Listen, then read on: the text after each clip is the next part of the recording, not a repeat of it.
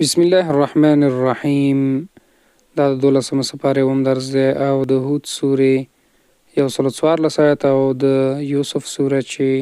12مه سوره د اول نه تر 12 آیت ورسره کولی شئ چې وګورئ او قابل د یادوري ده چې هود سوره ختمه شوه.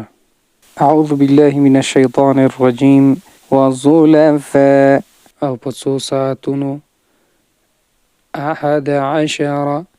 یولس کوكبا ستوري نحن عصبة من یوه ډله یو او طرحوه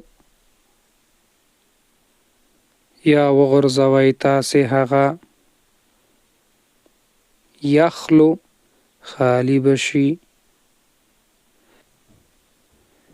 فی غیابة الجب مفهوم دی په پټ ځای یا په بیخ د څا کې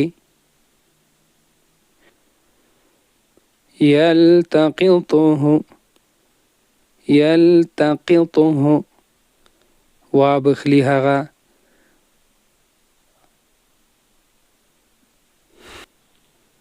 غدا یرتع سبا هوا خوري به وکړي. امید ده درس مو د شوی نور سره شیر